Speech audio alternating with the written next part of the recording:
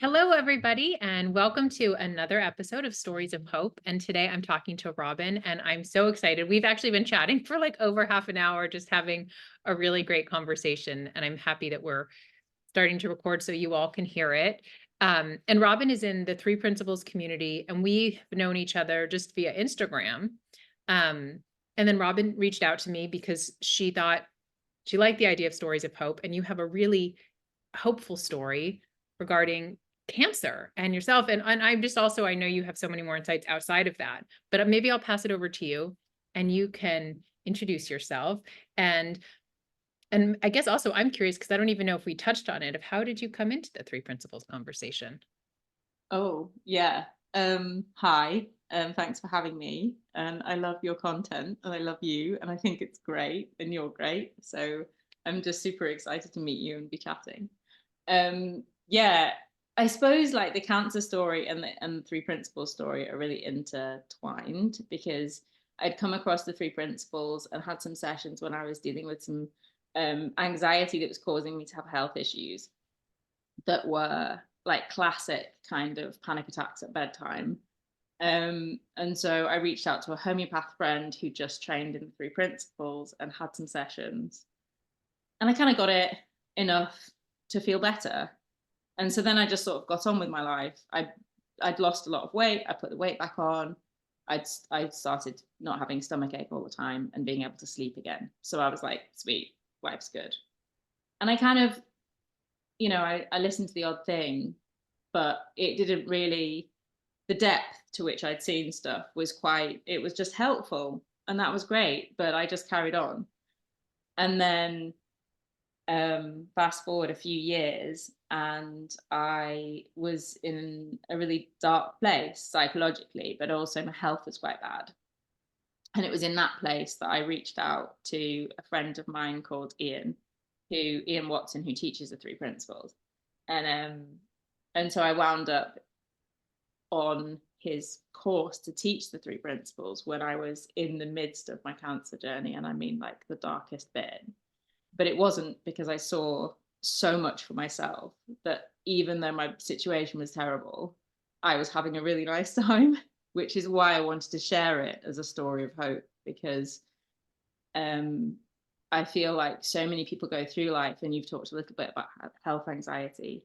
So many people go through life or go through a primary cancer diagnosis with this terror of what might happen. Like, what if I get cancer? What if the lump is cancerous? What if it comes back? And these kind of thoughts can really haunt people, and they can be having a really hard time with that thinking. And so for me, I was first diagnosed with, because it was skin cancer that I had, and so I was aware of it. It's something that you can see. So it was diagnosed very early.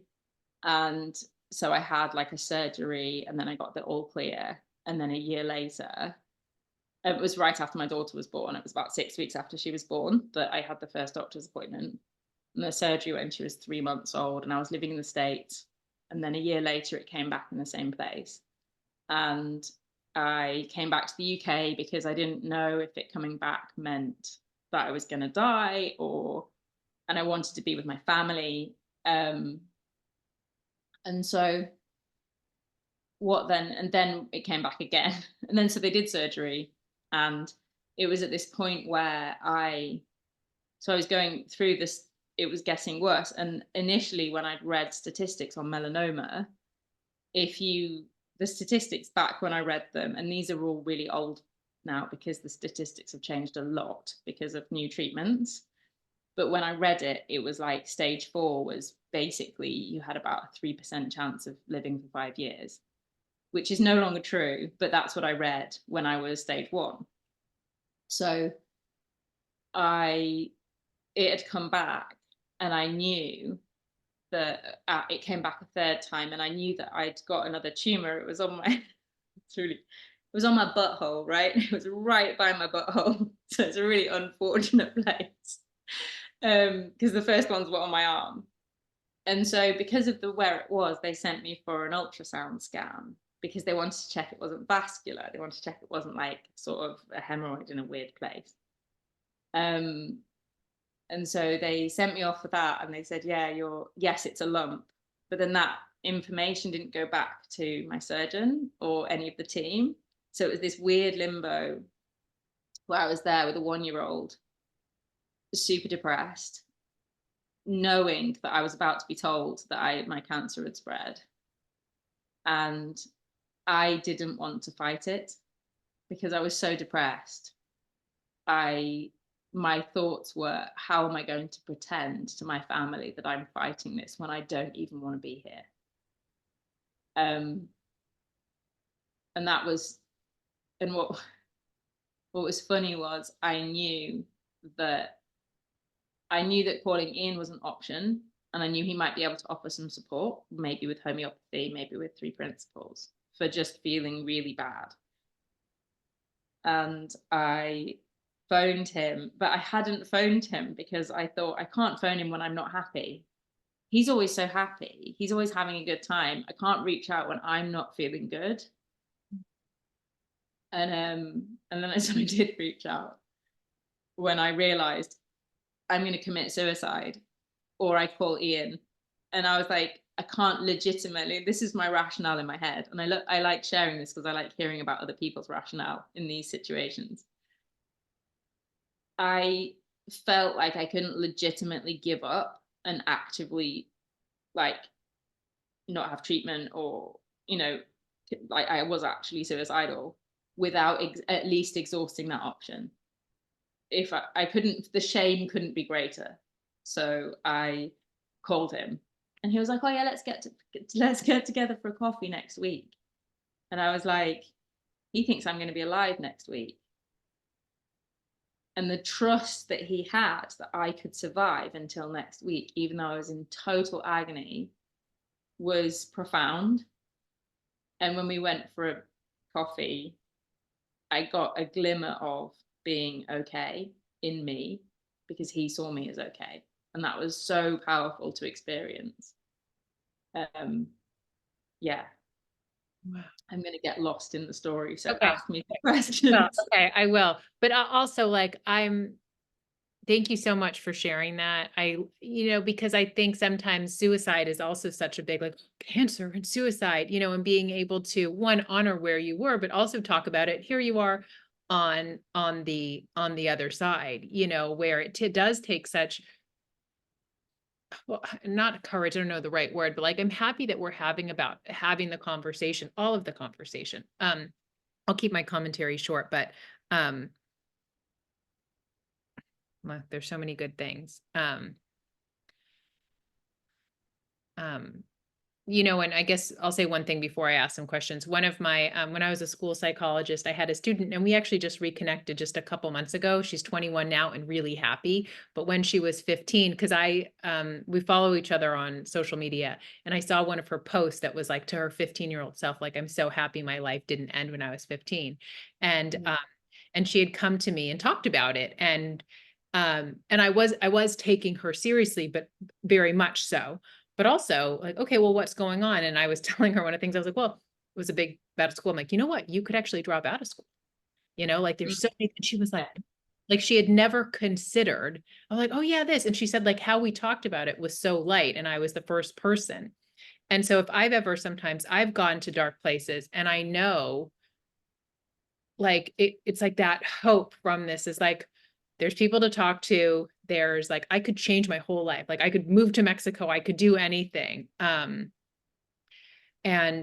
I'm also, this student now wants to work in mental health, because she's like, I want to tell people, like, I was here and it really does get better, because she said, like, sometimes when you're struggling, I can't, well, does anybody know how bad it was for me? And to me, I'm like, it's really Yeah. clear, like, it was really bad. Like, I had stage 4 cancer, and I thought I was going to die, and I also wanted to die.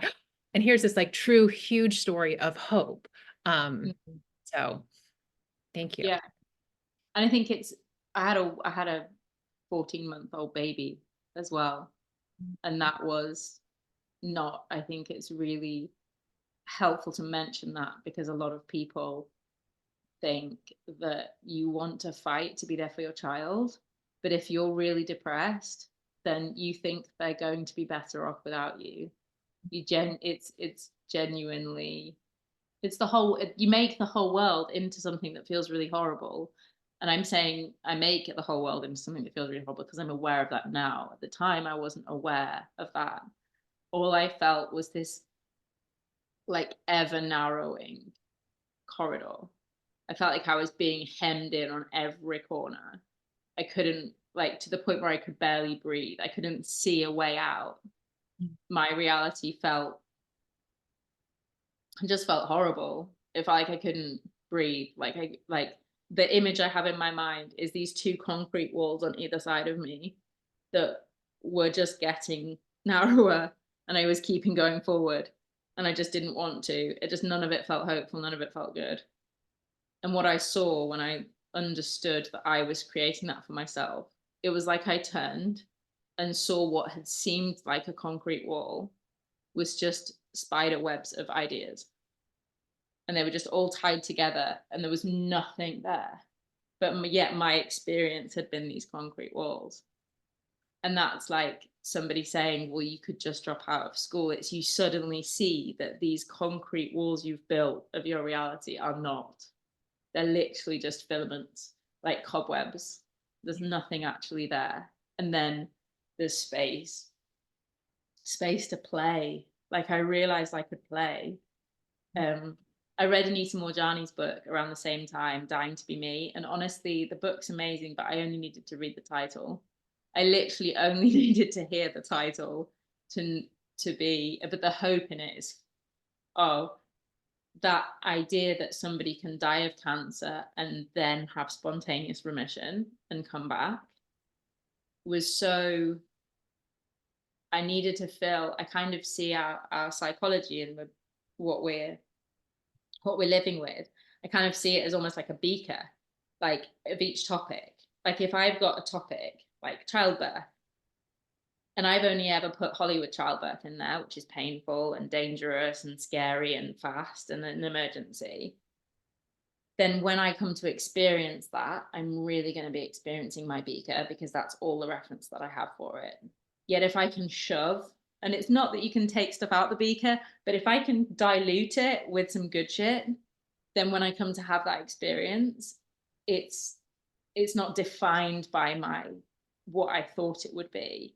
And that's what Anita Morjani helped me do with her book. It was like my cancer beaker in my head was Macmillan adverts, people with no hair, which by the way, I have no hair now out of choice.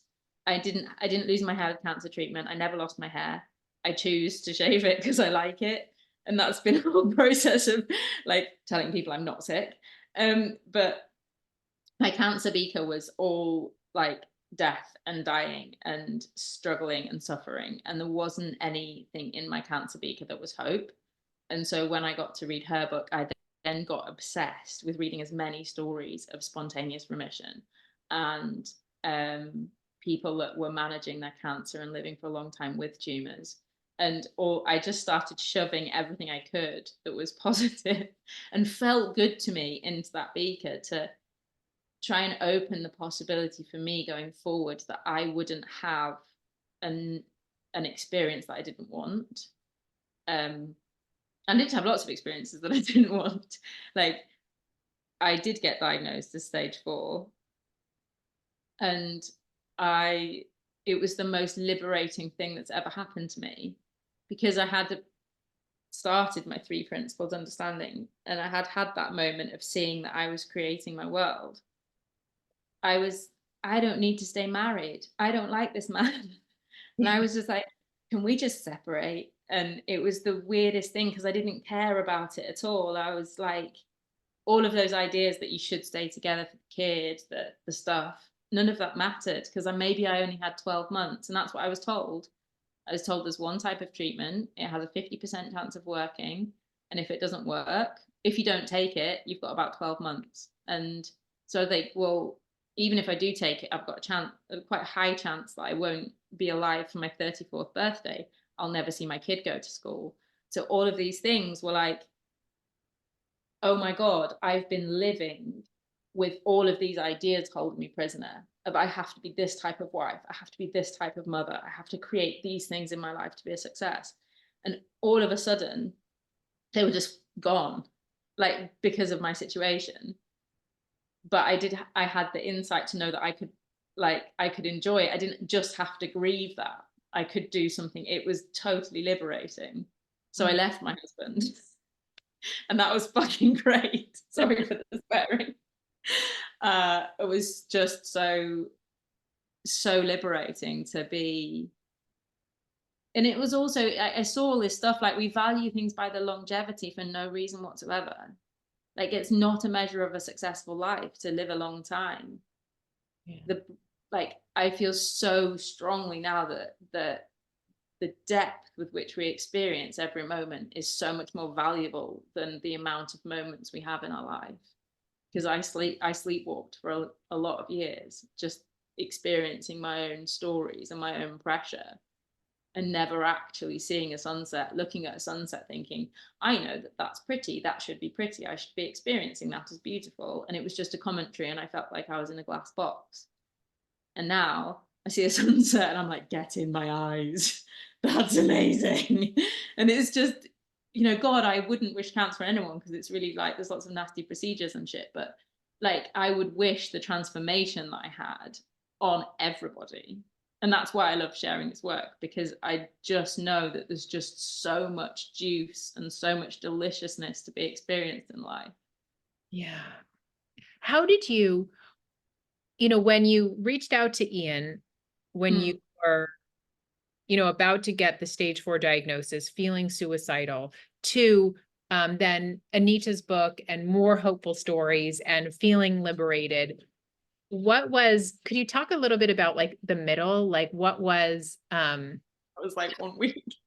oh, but that's so cool. Like, it's amazing. Yeah. But So I met Ian for that coffee, and that book came to him as a recommendation. And so I literally ordered it there and then and started reading it the next day. His faith in my okayness, me being on my perfect path, whatever that was. And I've known him since I was 6. He's been in my life since I was like a small child. And normally people you've known for a long time, their own fear for you gets in the way of them seeing you. And I glimpsed enough that day. We were just having a walk on the heath. His faith in my okayness allowed the part of me that knew I was okay to just make a little bit more noise, to just be felt a little bit more. So it was like I kind of see it, and it's how I see the work that I do as well. It's like resonance. Yeah. That when we can hold really clearly the knowing that somebody's totally whole and totally well, and they're on their perfect path, and they are an expression of love just as we are. When we can hold that, the part of them that knows that gets louder, and they get to hear that, and that's all we got to do. And that's what I experienced with Ian. And so it created this little bit of space for me to hear me within me. And I didn't know that was even me at that point. And this was all happening on kind of a level that was just, I wasn't gonna, I got a bit of hope. Hope's the easiest words to use. And so he was actually starting his course that he does. He's been doing it most years for a little while, of facilitated training. So teaching people how to share the 3 principles. And I'd wanted to do it before I emigrated to the States. And then I hadn't done it. And then I'd been in the States. And then we'd met. And I had no idea how I was going to pay for it. I'd never spent a weekend away from my daughter. I didn't feel like I had the financial freedom in my life to buy a new pair of jeans because of the psychology I had going on around money. And I wasn't brave enough to ask him in person, despite knowing him really well. And I texted him afterwards, after I got home, and I was like, I don't know if this is possible, or if I don't know, but I want to do this. And he said, we'll figure everything out later. If you can get childcare, just come. And so it was that weekend, it was literally 2 days later, that I was immersed for 2 days in just the three principles understanding and exploring it with a bunch of people for the first weekend of that course. The following Thursday, is it the Thursday? Yeah. Anyway, within the next couple of weeks, I was diagnosed as stage 4, and I left my husband. And I went into the next weekend of his course, and no one recognized me because I looked so different. I was like standing up, I was smiling, I'd cut some hair off, I was like, not this much, but some, like my whole demeanor had changed so much that there was people, they just were like, who are you? You weren't here last week, last weekend. I was like, yes, I was. Um, and then it was just a really beautiful process of, like, from that point, I started a drug treatment. I left my husband, and then um, just kind of navigated splitting childcare in this really ad hoc, bizarre way. I started treatment, and then I had side effects and went into hospital. And there was something that was really cool though with the treatment. So my mum was a homeopath. I didn't go to the doctors much as a kid. I've always been very brought up very alternative. And um, here's these massive walloping cancer drugs that you should take to stay alive. And that's why I asked how long I had if I didn't take them, because I wanted to know if I had any time to try something else. And then when she said 12 months, I was like, give me the fucking drugs now. But that process internally, it was like, I got, what I realized was that I needed when I read Anita's book, was that I knew that that was possible, but I needed an excuse for that to happen for me, a really powerful excuse. And so I saw the drugs as being a powerful excuse for me to get better rather than they were going to fix me. So my relationship with the treatment was quite, it was like, no, I'm going to get better. This is just an excuse. So it was very different to kind of how I've heard other people talk about treatment as being like the thing keeping them alive. I never saw it like that. And I also decided I was going to not have bad side effects, because the drugs, immunotherapy drugs, don't have predictable side effects because they're activating your immune system against you, basically. So the side effects can be things like rejecting your own organs and stuff, but they're really unpredictable because they're different with everybody. So I was like, the treatment's going to work and I'm not going to have any severe side effects. That's what's going to happen. And I decided that so clearly in me. My oncologist was like, that doesn't really happen. If the drugs work, they tend to cause side effects. If you don't get side effects, it's because they're not working. And I was like, okay, but I'm going to be the person that gets both. Okay. And she was like, all right. She's like, not going to argue with me. But she was like, trying to like damage control. Like sort of limit expectations. Anyway, so I started the drug treatment and I ended up in hospital with a giant fever, and they assumed it was sepsis. But my body just found the tumors and started burning them off. That's what it felt like to me. And I like literally had some that I could see, because when I'd had scans that had shown it was widespread, and I had the surgery on my butt to cut the tumor out of my butt, and that was that was biopsied, and at the same time I had a scan and it showed like it lit up in various places. And I could actually see some of my tumors. And what I saw is that what was funny was the first time I had treatment, I forgot, I was so chill and so happy. I forgot the pamphlet of when I should call the hospital.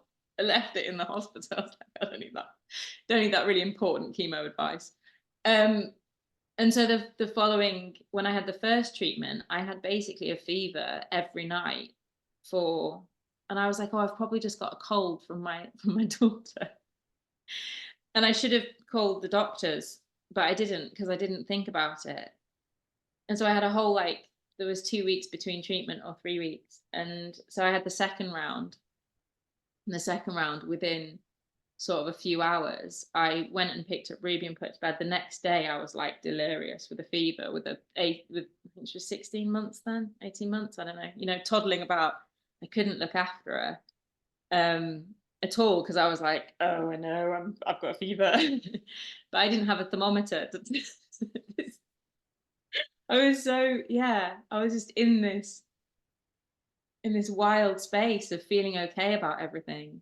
And I called my brother, went to my sister's she looked after me, took me to the hospital, ended up in and out of hospital with, they treat a fever as sepsis, so you get a load of antibiotics. And then my body was like destroyed by the antibiotics because they just pumped a lot in. And so then there was other things. And then they found a brain tumor. And that was a really fascinating process because it really wobbled most of the people around me and me to be told that was like, I was out of hospital for Christmas, spent Christmas with my sister. And then this was like at the end of December, I was told I had a brain tumor. And it was really fascinating because that was the one place, because up until that point, I'd been telling everybody, I'm okay because it's only in my skin.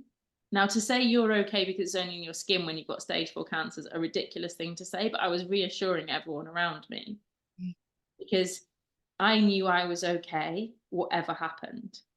I knew I was okay if I died. And I felt really okay with whatever happened. But I couldn't expect other people to share that reality with me, and I couldn't share that with them. And I would be, whenever I was with anybody, I couldn't hold it. And so I'd be like, oh yeah, I'm okay because it's just in my skin. And then it would be that it wasn't me being truthful in the world. It was me still trying to damp me down in order to exist. And that's what my cancer was about for me. I'd been damping myself down so hard that my body rebelled. And that's what it felt like anyway. And so it was like I was believing in my okayness and I was living it, but I was still holding it in for other people. And when I got a brain tumor, it was like my worst fear, honestly. The skin cancer wasn't that scary. I mean, it was, but it wasn't. But I thought I was my brain. I thought I lived in my brain. And I thought if my brain doesn't work, then I don't work. And so it was this really beautiful, like, process because I got to see that I was okay no matter what. And I got to share that and I got to speak that. And in the group, like on the group webinar and with family, with friends that I was seeing, I knew I was okay and I would just say it. And I stopped caring if it landed or not. And I also got to see that I'm not my brain, that I had radiotherapy in the January. I moved into a house with just me and my daughter whilst I was at high risk of seizures because I couldn't bear the thought of not living independently. And I had this really clear visualization of, like, basically what I'd seen in my life was that I'd got in the fear and had a wallow about a lot of times, like a puddle. Like you get scared and you have a wallow about in the fear, and then you come back to feeling loved or safe again. And what that was suddenly like was like the the places my brain could go with fear was now so deep. It was like I couldn't step in that puddle at all, otherwise I would drown. It was like when your fears are serious but removed, you can have a wallow in them and it's relatively safe. Whereas for me, it was like to even dip a toe in the fear water would have swallowed me. So it's like I have to trust, and I have to trust in my okayness, and I have to be okay with whatever happens. If I have a seizure and my daughter's there, and whatever happens, I can't live in the fear of that happening. And it was such a real likelihood. But I moved into my house with no furniture. I had radiotherapy on my brain, and there's apparently no side effects from like the gamma knife radiation they did, apart from your brain gets a bit sore for a few days. I don't recommend bouncing on a bed the day after because I did that and it really hurt. I feel like someone had hit me in the head with a baseball bat. But it did break neurons. It broke neural pathways. And I had like hair loss in little dots all around my head where the radiation had gone in and through. And my brain tumor was only like 6 centimeters. It was really puny. But I had the experience of not being able to recall what day of the week it was mid-sentence, and like these weird pathways that just seemed to just be a dead end in my brain. That was really bizarre, but again, just totally liberating. What was liberating about that? About what was the liberating part around the radiation and the brain tumor? That that I was still okay, even though I couldn't remember what day it was. Okay. That Yeah. I was still me. Like the feeling of me existed in me, regardless of whether I could make the pathway that I thought I could make in my brain. Okay. Yeah. And having a conversation and being stumped for something really little. Like I just let go of like having to be a certain way. Yeah. Okay. Yeah, it doesn't seem like you had any anxiety around the symptoms. Like there was, and is that what you were talking about of like, you just knew I can't go there. I can't even dip my toe in that fear. Like it would so not serve you. So it was Yeah.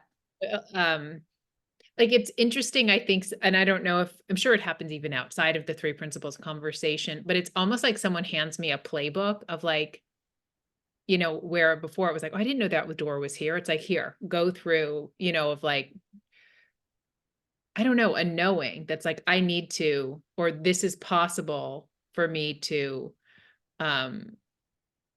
me to be okay no matter what. Yeah. Yeah. Yeah. Yeah. I think I realized that um part of being okay now meant being okay with whatever the outcome of now was. Yeah. Yeah. So I, like if that was going to progress and I was going to die, then like knowing that that's okay. That's not something I need to avoid. Mhm. And I think that was something with the three principles that was like realizing no feeling can be bigger than me because Mm, I'm creating them for myself. So it didn't really it nothing nothing was a problem. Really genuinely nothing was a problem. It was just like that's what I'm dealing with today. And I would make like I had this massive vein swell up on my foot and go weird, and I'd also had other things where I should have probably called an ambulance to go to hospital, but it would be like when my daughter had just gone to bed. So the logistics involved in when you're a single parent, and well, you'll know, like if you don't live with another adult and you have kids, you're the person in the house. You can't go to the shop, you can't go to hospital. So I'd have like these bizarre moments where I'd just make a call, like I'm I'm probably okay, so I will just not call an ambulance. yeah. What do you think helped you make that decision? Because I think a lot of, people I work with are moving out of believing their anxious thinking and sometimes thinking, but how am I going to know when I should go to the hospital? Or what do you think Uh, helped I you? think I think now I have more insight into that, having been there's something that I saw really clearly around like scans and looking to scans to feel safe. So they scan me really regularly. I'm just about to drop down to annual scans, which I'm really excited about because it's just a ball ache at this point going in for scans. Like it was every 3 months for a while, and then it dropped down to every 6 months. But I have like body and head, um, and I realized like that when you're looking for the sense of safety coming from controlling the situation, there is no amount of information you can have that will make you feel safe. Yeah. And what I found was that the feeling of safety came from total surrender as opposed to needing to control. Yeah. So it's because you literally like you could be scanned every day and it wouldn't be enough. Yeah. Yes. So it's like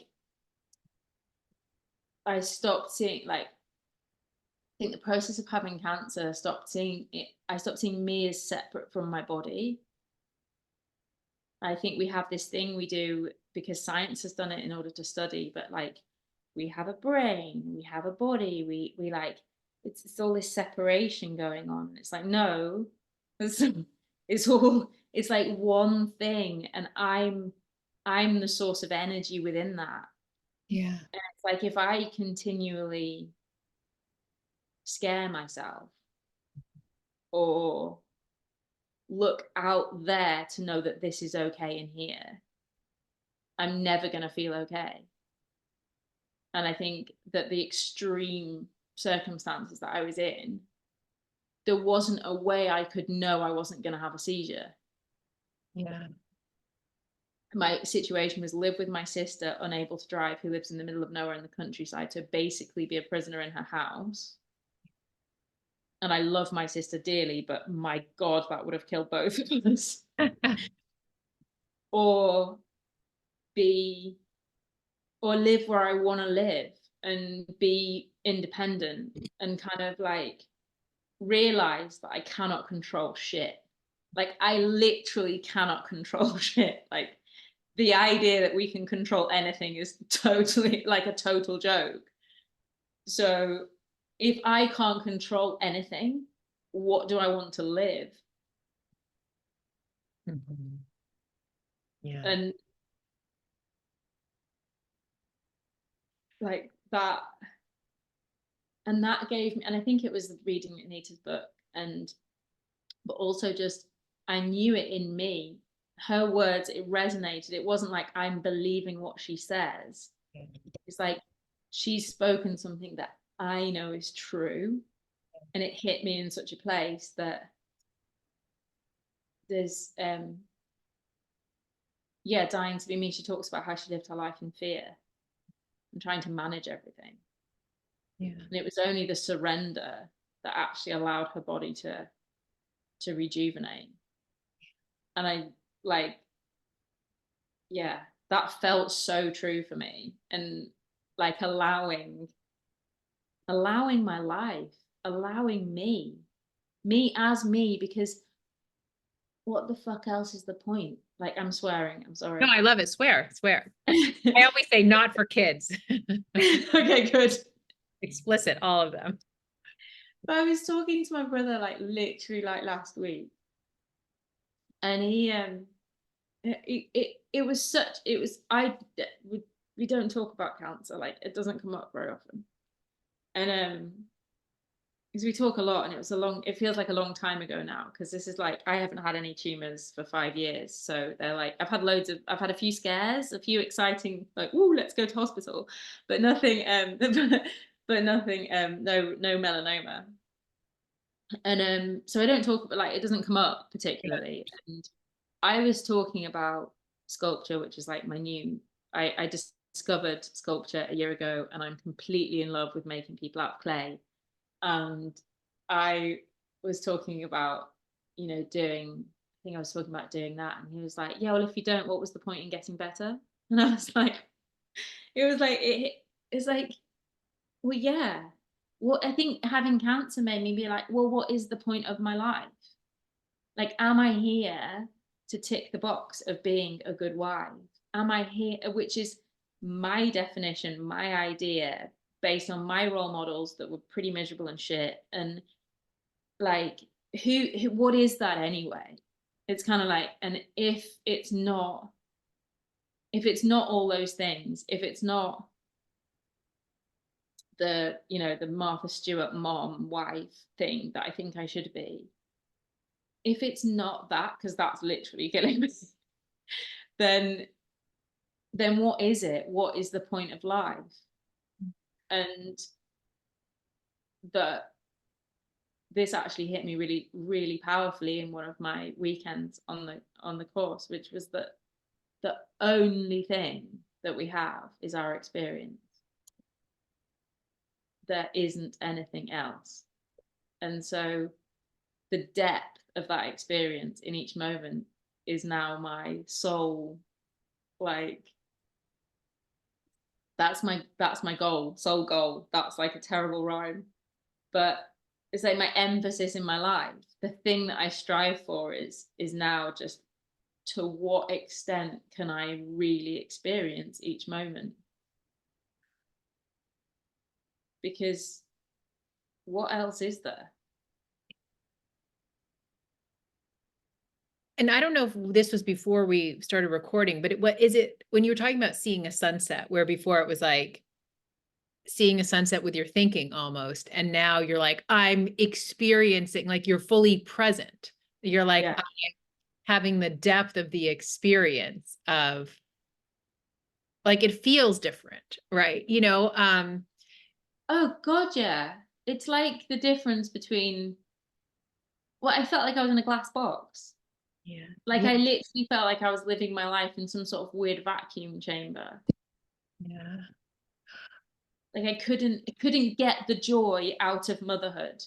I Yeah. was trying to feel the love. I was trying to feel the joy. And the harder I tried, the more depressed I got, because I just couldn't find it. I would see pictures of people on social media nursing their babies and having a great time. And they loved their babies and they said they loved their babies and they were always cozy shit. And I was literally like, all I saw when I looked at my kid was with my baby, because she was a baby then, she's a kid now. But like, I just saw effort and my own failure when I looked at her. I didn't see, this is actually, I always share this moment. I share this moment with so many clients because it was so pivotal for me. I was looking at her at about 1, and it was around the same time as getting the diagnosis.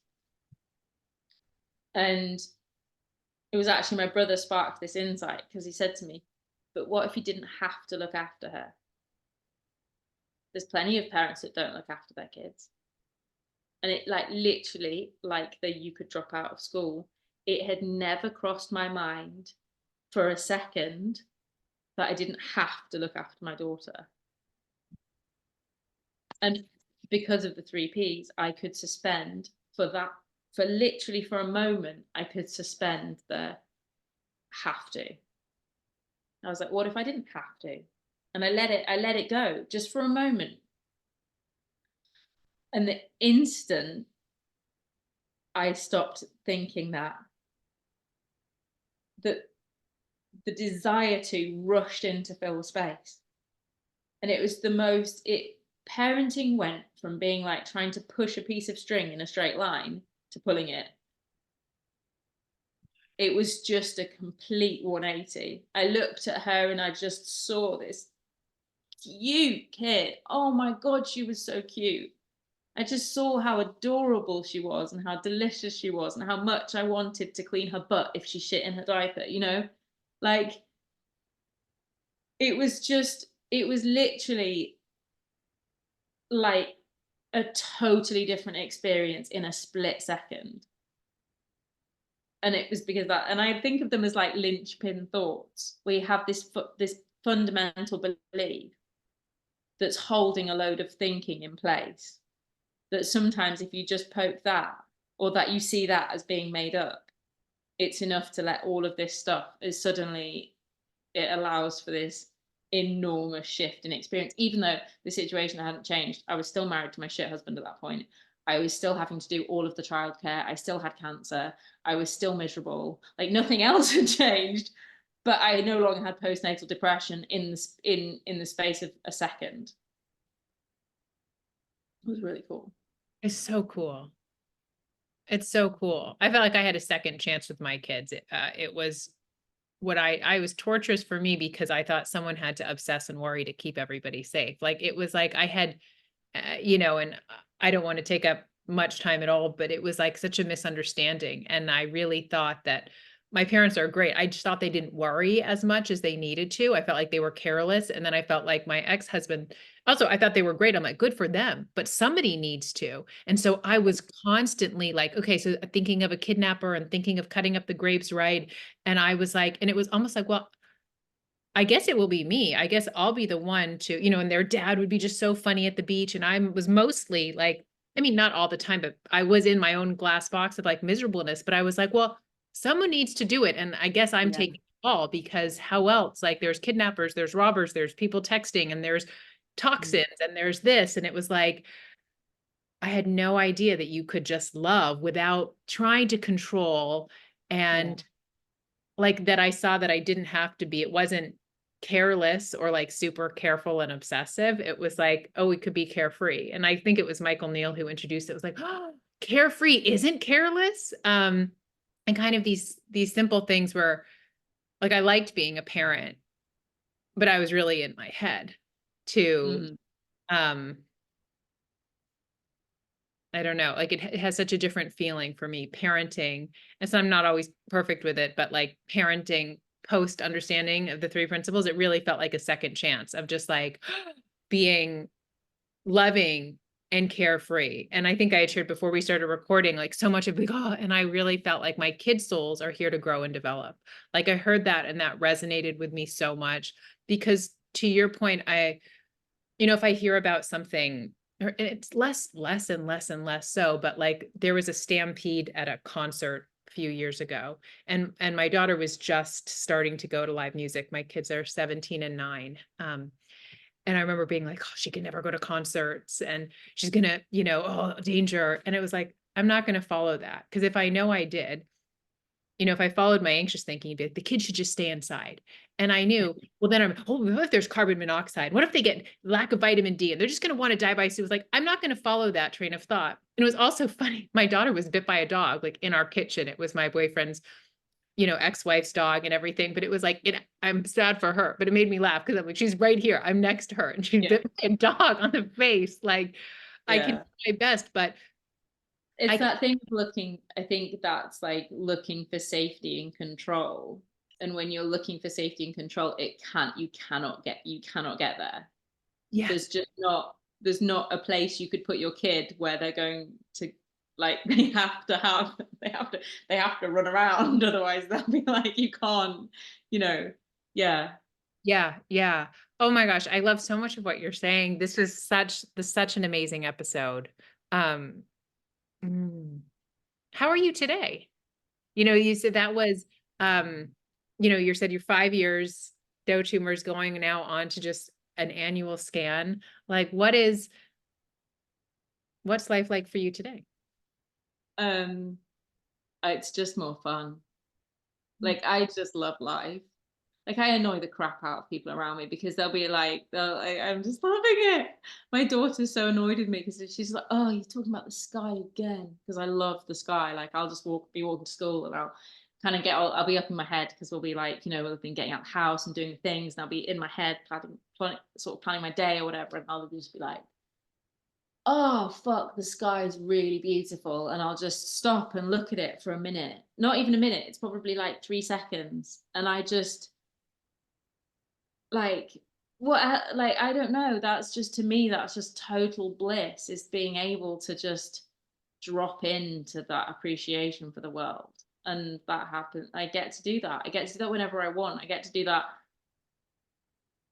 any minute, and just not believe any of my own bullshit too much.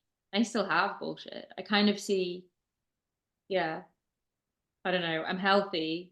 I'm healthy. I've had like things that haven't been good since the initial thing, but it's been like really comedy, like mostly really comedy things, like having a bone biopsy in COVID and then being told I could drive myself home, but then they anesthetized my arm. So so I had a ham instead of an arm. So I had to sit in a car park for 4 hours for my arm to come back to drive home. It's very funny. Mhm. Um, so there's been lots of funny things like that with health, but I don't. Yeah, seeing the scanxiety thing and seeing that was just like, oh yeah, like that's not where safety comes from, and that was really, it was really fun to kind of see that so clearly, because I had that at the time, but I hadn't seen it clearly, and I Yeah. think there's been so much. I think what I'm enjoying is like the infinite improvement, or infinite, like, I don't know how to say it. There's not there's not a bottom to feeling good. I haven't Mm. it's not like the world got technicolor and then stayed like that. It's like the world got technicolor and then it got better, Mhm. and then it got better again. And Mhm. like my baseline now is just completely different. And I know that there's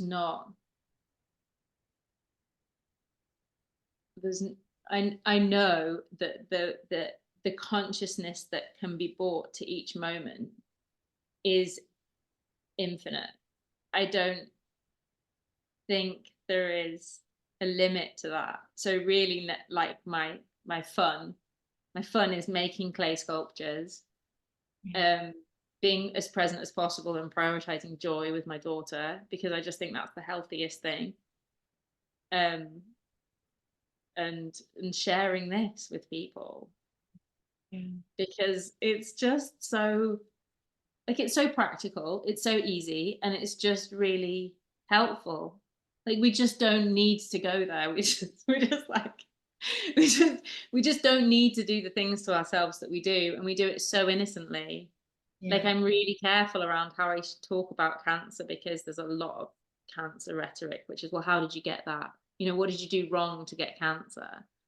And the battle, the fight, like all of that language, all of that like ideas around it being a self-created disease. Like, I think it's founded in, yes, we are creating our reality and our bodies are responding to us, but like, it's totally innocent. And thinking you've done it to yourself is torture when you're struggling with it. Like, that's crap. So I think kind of the innocence part of the fact that we create these stressful worlds for ourselves is really important, because if Yeah. we don't see the innocence of it, then we're just going to keep beating ourselves up, and that's just the wrong direction. I did that for a while as well, you know. Yes. Yeah.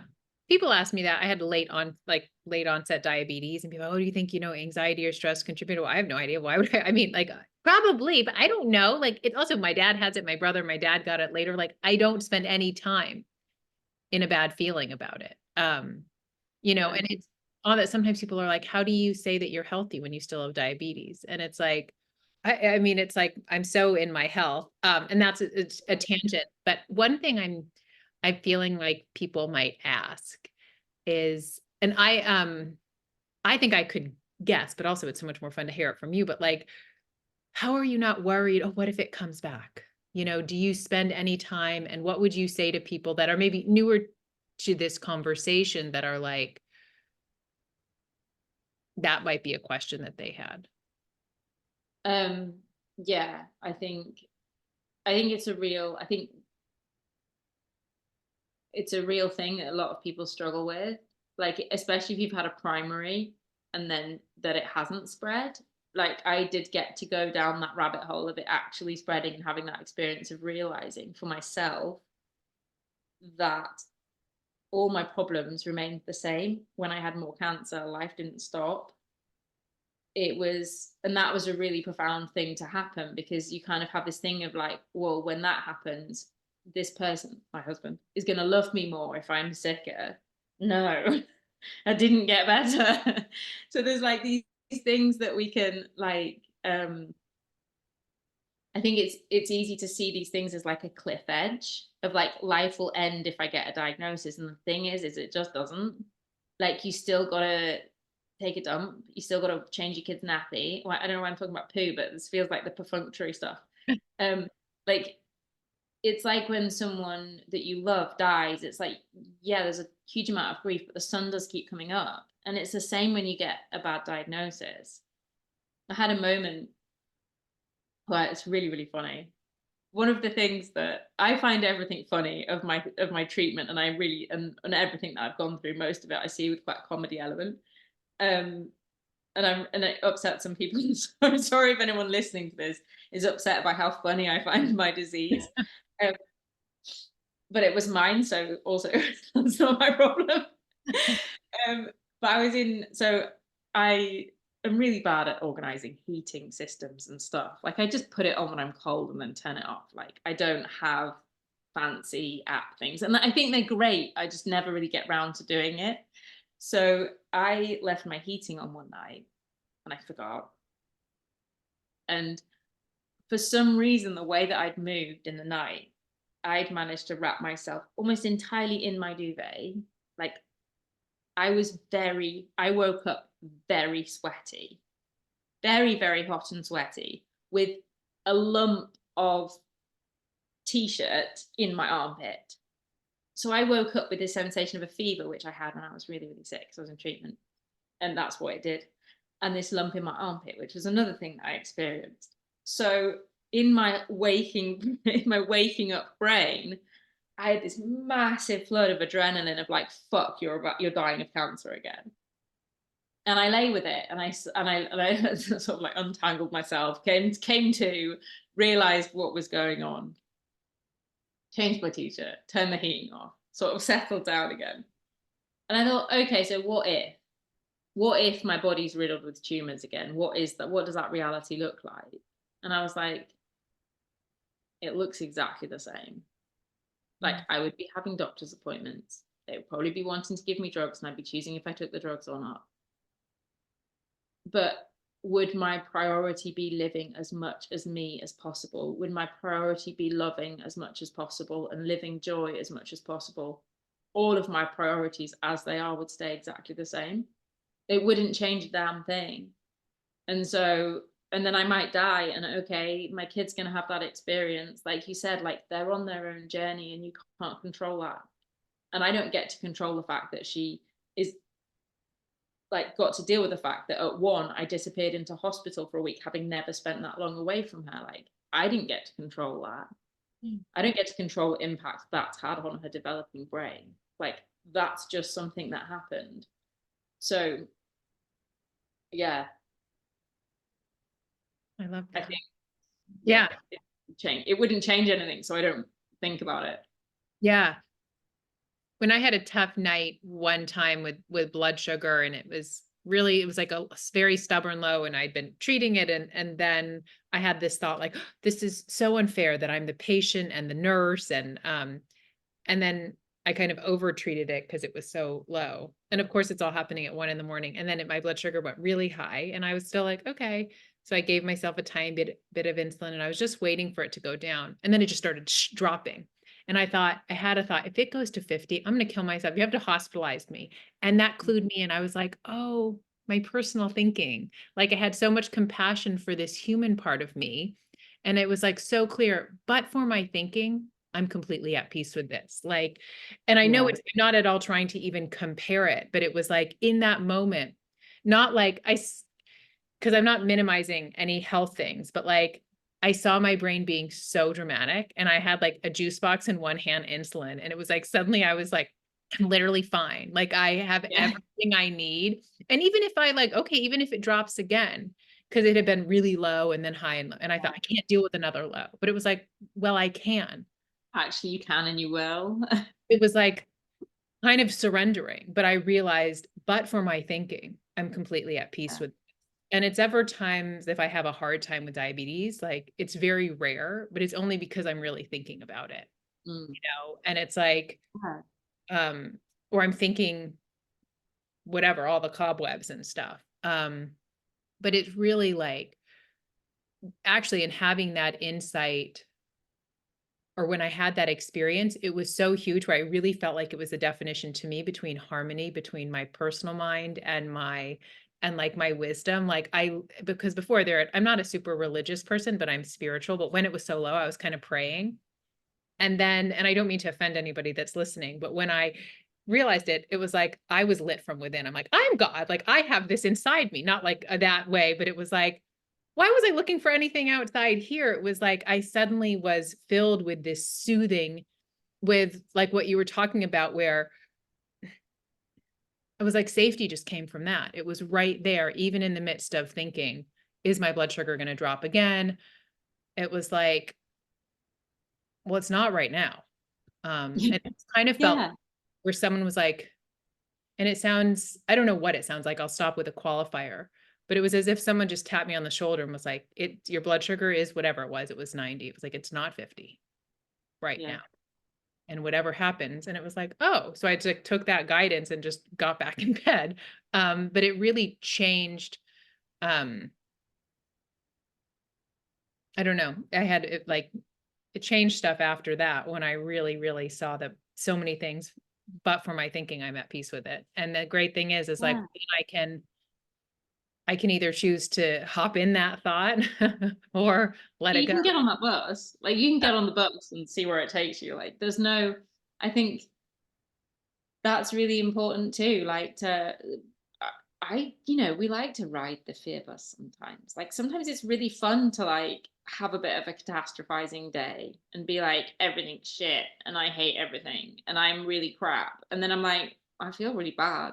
Or maybe because I'm thinking some bad shit. And then I just like, it just, none of it sticks as much as it used to. And it just doesn't, it's not like, I think fundamentally it's like what you said, it's like you're your own god. And I, again, it's kind of a dodgy word to use, but Yeah. like it's like realizing the power in your life is you. Like for me it was like the word love was really powerful for me, and the word good, like all, like I realized that love fuels everything. Like all our fears, they're all like fear of not having love, fear, like, and it all comes from this sense of knowing love. Love's like running the show.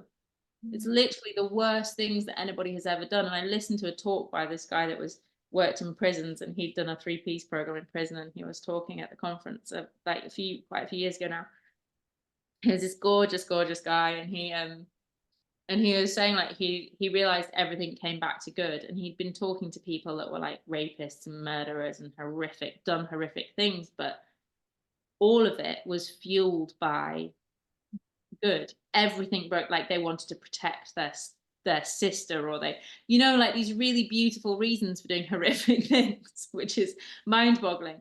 But I think I just really saw like, and it was a few days after I listened to the talk. I was walking up Marylebone Station. I always have a visual for everything, but I was walking up the platform in Marylebone, and I just had this like profound sense that of the truth of it, and that all the grief that I'd ever felt for losing my mum, for anything, was like all that grief was like, oh, that's just love. That's just my capacity for love. That's fucking amazing. That's phenomenal. And that's literally the fuel in the fire. It's literally what's stoking the engine, is just love. And so when I remember that, it's like there isn't really anything else that can get in the way of that. It's like, Yeah. okay, I can be annoyed, but it's not really touching it. It's kind of, it's always just here, this kind of flow. Yes. Yeah. The love is so strong.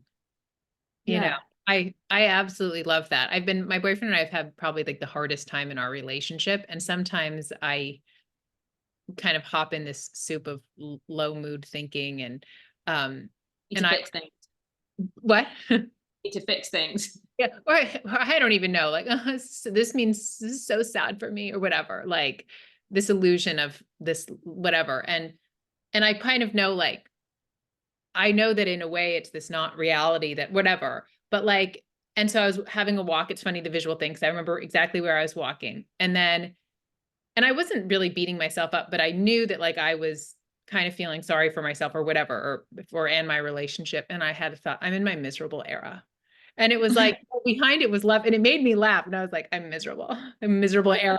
And so then when I see clients and I go about my life and I'm with my kids, I forget. And then sometimes I fall and I think about my relationship, and then I'm like, miserable. And I laugh about it. Like, and it seems so funny, and I wouldn't like, but I think that is like, it's like with this understanding, there's such solid levity and love for me that like, Yeah. I still love myself, even if I'm like, you're a miserable shit right now. And I'm like, yeah. And Oh yeah. then it just falls away. Like, and then I fucking forget about it. And I'm like, Yeah. And so I sort of like laugh, which I don't mean to put light on it, but I was like super lost in these negative thoughts of like, why do we even want to live? And I'm like, oh, I'm miserable. Like, Yeah, right. Oh my God. I wanted to touch on this when you talked about suicide, but I've been suicidal since then. Like, and this is the thing, and I think it's really important as well, is that like we can have these profound insights and we can have this really good feeling life, and we can also, we still have the power to create a lot of real looking misery for ourselves. It's not, I really lost touch with like there's been a few times since then where I've lost touch with that sense of love. And one of them I was really depressed. And what was interesting is because I'd got to the point when I was really when I had cancer before, at the time that I spoke about, because I got to the point then of literally saying the words to myself in my head of I actually just want to not be here. I got there way quicker. Like I was really depressed, but to the I'm just gonna, like the speed at which I got, it wasn't months, it was like maybe a week. And I was just like, I'm just gonna get out of here. This is shit. And I think that's also the 3Ps. Like it's interesting because I didn't have any thinking about that being a bad idea either. Yeah. Like it was like, well, nothing fucking matters and I'm having a shit time, so I'm gonna get out of here. Like that was kind of the vibe.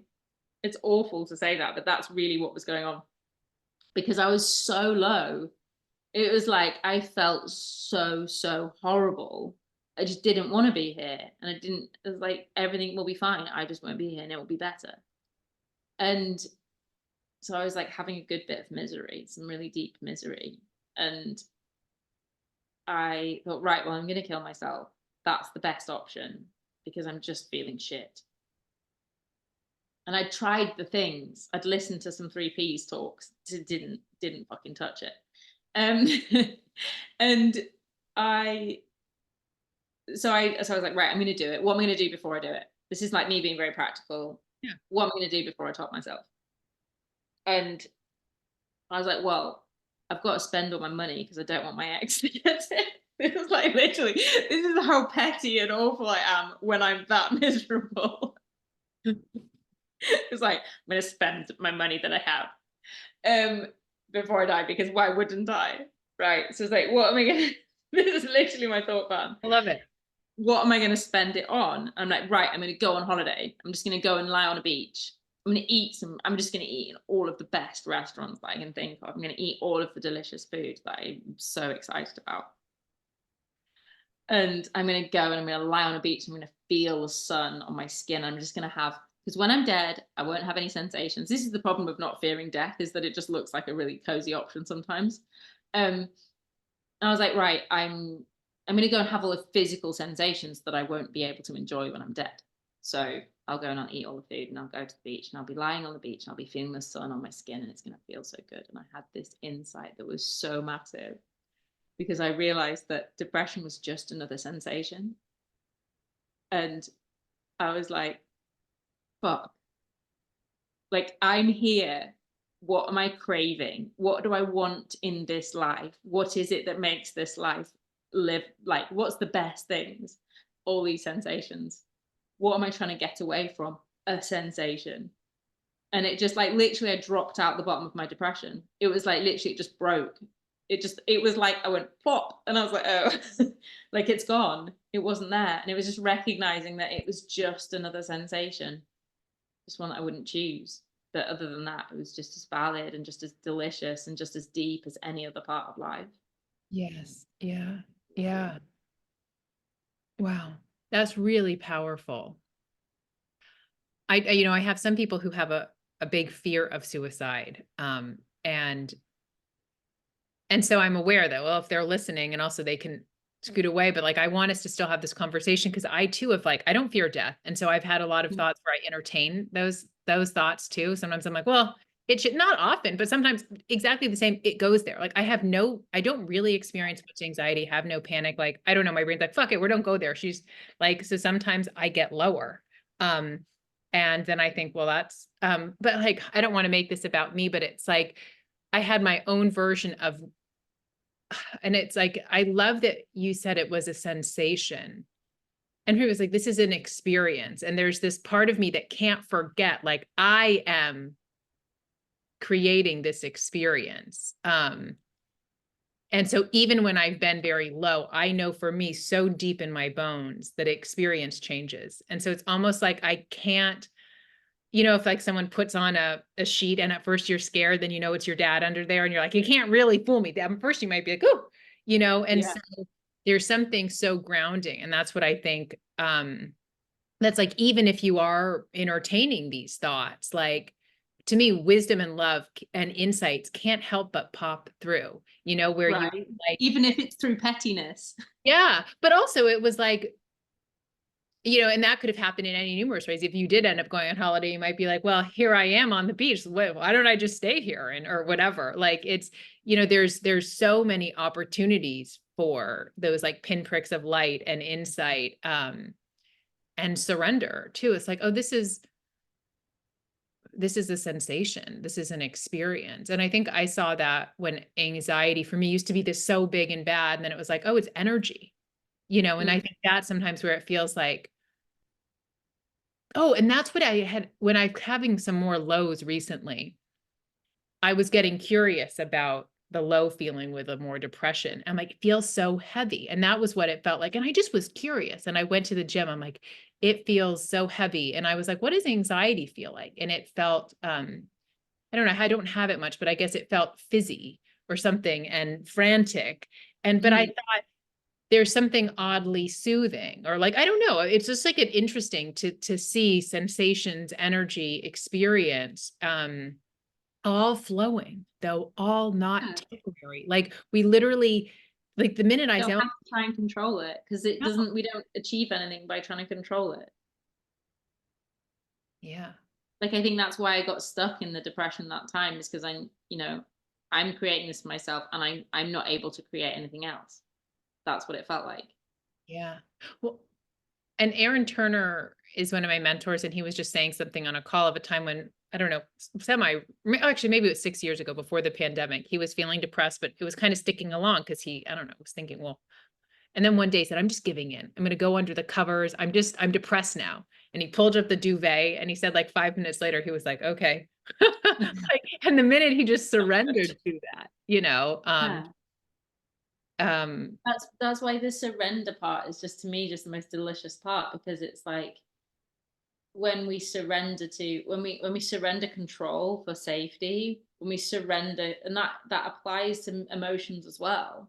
That applies to sensations. When we surrender to a sensation, I did an experiment because I'm pretty convinced that pain, we only experience pain in resistance, that there is no such thing as actual suffering other than what we're resisting. And I did an experiment when I had to go in for like biopsies and stuff, and I was like, what's the experience, the physical experience of pain? If someone's doing something to me that hurts, what's my experience of it? If I have no resistance to it, if I welcome the sensation, and the experience wasn't pain, and it was so cool. yeah, So I think that feeling of like, it's the surrender that's, yeah, it like opens up the magic in all of it. yeah, I love that so much. I've been like playing with that idea. And also I do this like weird thing when it's anything medical. I'm like, oh, that's not going to be me. Like I had to have a colposcopy for like HPV, and something had popped up that it was like, this is the most painful thing. And I'm like, not for me. And so I go to this thing of pains in my thoughts, and I feel like, and people are like, oh my God, getting in and I'm not denying people's pain, but for Yeah. some reason, it's something that has seemed I can play around with. And the Yeah. past few years, I've really seen, I got this like facial treatment, like a laser treatment. And the next day, my face was on fire. But when I'd see clients, I wouldn't think about it. And then the minute I'd end it, it was fire. And I thought, lots involved. And then Oh. time I was hungover, and I don't really drink that much, but I had lots of wine with girlfriends. And I got curious. I said, what does a hangover feel like with no thought? And I was just purely curious. And it was like white light. And so there was actually no hangover without thoughts. And it was just something that I would play with. And then the final thing, I had COVID, like the second time, and my body ached. And then I popped in, what does COVID feel like with no thought?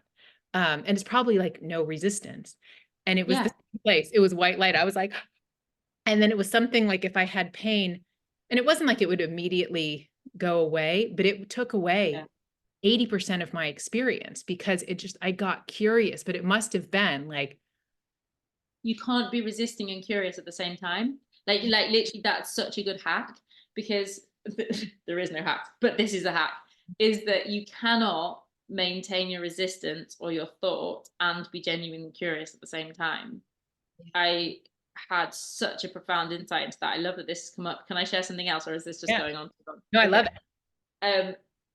That I was waiting I had to go to court because of my situation.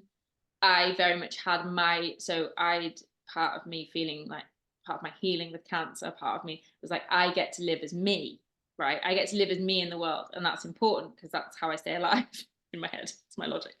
And so this court case was about where I was allowed to live, because my ex has decided that I should live where he lives. And I didn't want to. Because we have a child, he had some say over that illegally.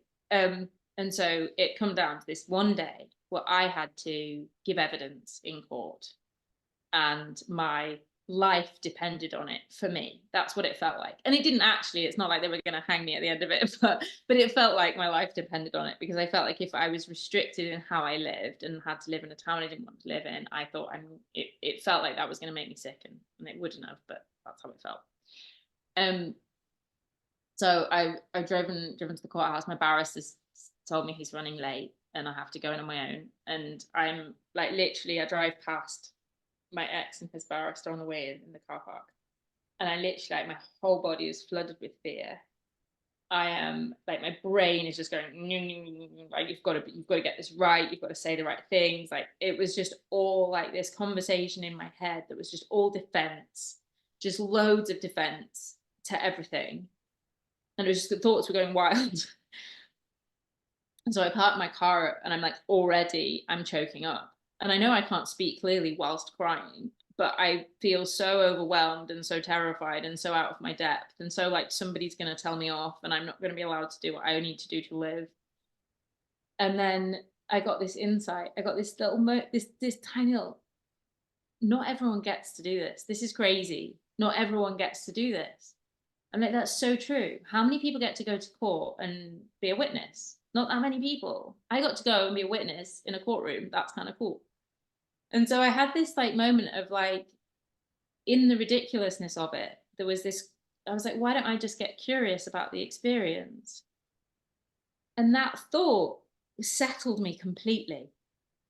And the whole day I was just really curious. I was like, well, how many chairs have they taped out because of COVID? What are they, what's the color of the courtroom? Why is it painted that way? Why is the layout the way that it is? Why are the curtains the way that they are? What's the system with the security? Like, everything. I was just like, I'm just going to be curious about all of this because I'm only going to get to do it once.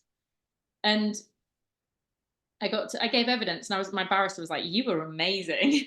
I was so composed. Could be articulate in everything I needed to be articulate with. I could hear the questions clearly and felt confident to ask if I didn't understand them. I was so present, but I was only able to do that because that moment of being like curious. And that's what brought me into the moment. It's like, we cannot hold on to that. We cannot fuel that fire. We cannot hold on to the resistance. We can't be churning the personal thought whilst we're curious. Yes. Yeah. Yeah. But it was genuine curiosity too. Yeah. I think sometimes why certain things didn't work for me before the principles, I just was like, okay, curiosity, let me make that a technique. It's like, no, in that you were just, you have to actually be curious. You have to genuinely, you can't be like, okay, curious. No, it's like, you're genuinely like, oh. And that's where I think this conversation, there's a wonderment. There's a like, ooh, like, I don't know, for most people, it sparks something like, is this true? Let me see, like, just genuinely, probably if anybody's watching or listening and you've made it this long too, you are curious, like, and I love that. And also that you can't be in resistance or curiosity. And that, I think, is what a huge part changed my whole experience with my life. I was trying to control. I was in so much fear and so much resistance for my experience. When I didn't resist it, it was like, well, that wasn't, I don't know. There's so much of it's like, even if it's bad, I'm like, well, that wouldn't last that long. Like that was interesting. Like, oh, I don't know. Oh, this has been such an amazing conversation. It's so nice talking to you. I know, So we have to do it again. Totally. Let's talk about sex next time. Oh my gosh, yes, let's do it. I love it. sometimes when sex would come up, I would have this bolt of like shame of like, you can't talk about it. But it's funny, or like with a client, I've been talking about sex with people. Well, ever since I was a school psychologist, like my first year, intern year.